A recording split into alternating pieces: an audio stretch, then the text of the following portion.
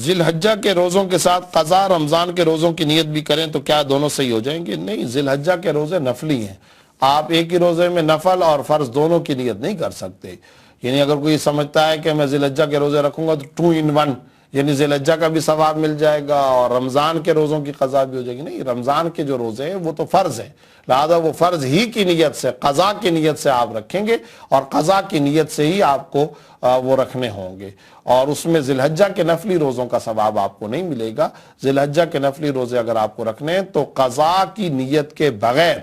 یعنی رمضان کے قضا کی نیت کے بغیر آپ نفلی روزے رکھیں، انشاءاللہ اس کا اجر و ثواب ملے گا۔ انڈیا میں قربانی کو برا سمجھا جاتا ہے کہ ایک بے زبان کو قتل کر رہے ہو، لوگ اس پر اعتراض کرتے ہیں اور ہم مسلمانوں کے پاس اس کا جواب نہیں ہے۔ معلوم نہیں کیوں نہیں جواب ہے، یہ کیا بات ہو گئی کہ اس کا جواب کیوں نہیں ہے؟ اس کے تو ایک نہیں، میں اگر بات شروع کروں تو خدا جانے پوری رات ہی اس پر بیت جائے گی۔ بات یہ ہے کہ خدا بندوں کو بندوں سے زیادہ جانتا ہے، خالق مخلوق کو مخلوق سے زیادہ جانتی ہے۔ اللہ رب العزت نے جس چیز کو حلال قرار دیا وہ حلال، جس چیز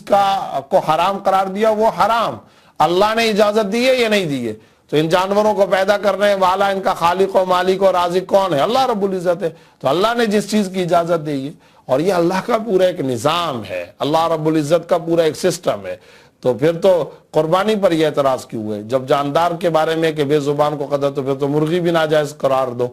پھر تو جو سانپ ہے، جو بچھو ہے، جو ڈسنے والے ہیں، پھر تو ان جانوروں کو بھی کہ بے زبان کو قتل کر دیا، پھر تو ان کو بھی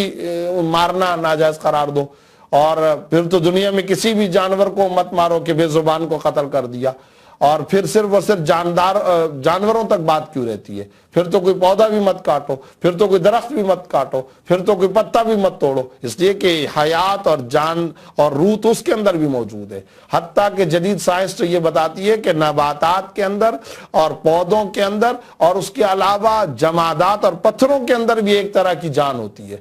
تو یہ سلسلہ پھر کہاں تک جائے گا، کہاں تک چلے گا؟ تو بات یہ ہے کہ یہ خود ساختہ فرسودہ تصورات ہیں، ان فرسودہ تصورات کو آپ مذاق میں ٹالنا چاہیں تو وہ ایک درست ہے، وہ طریقہ کار درست ہے، لیکن اس کی بنیاد پر اپنے دین، اپنے ایمان میں تشکیک یا مشکوک طبیعت پیدا کرنا یا کنفیوژن پیدا کرنا فضول کی بات ہے، بالکل غلط اور بیکار بات ہے۔ بس یہ جملہ یاد رکھیں، خالق مخلوق کو مخلوق سے زیادہ جانتی ہے۔ رحم وہ جسے اللہ رحم قرار دے، شرم وہ جسے اللہ شرم قرار دے، حیا وہ جسے اللہ حیا قرار دے، اور وہ رحم مطلوب ہے انسانیت کے اندر جس کو اللہ رب العزت رحم قرار دے، اور جس کو اللہ رب العزت رحم قرار نہ دے وہ رحم نہیں ہو سکتا، وہ کبھی بھی رحم نہیں ہو سکتا، وہ انسانی فرسودہ تصور ہو سکتا ہے، خیال ہو سکتا ہے، وہ رحم اور وہ کوئی جائز تصور نہیں ہو سکتا۔ سمیر صاحب نے یہ پوچھا ہے، مجھے یہ جاننا تھا کہ ذی الحجہ کے چاند کے بعد 10 دن میں چہرے کے غیر ضروری بال خواتین ہٹا سکتی ہیں یا نہیں؟ دیکھیں، حدیث مسلم کے اندر جو بات آتی ہے وہ یہ ہے کہ جس آدمی کا قربانی کا ارادہ ہو، یعنی جو آدمی قربانی کر رہا ہے، جس پر قربانی ہے، جو قربانی کرنے والا ہے، اس کے لیے شرعاً مستحب یہ ہے، ریپیٹ، مستحب، نہ فرض، نہ واجب، نہ ضروری، مستحب یہ ہے کہ ذی الحجہ کا چاند نظر آنے کے بعد سے قربانی کرنے تک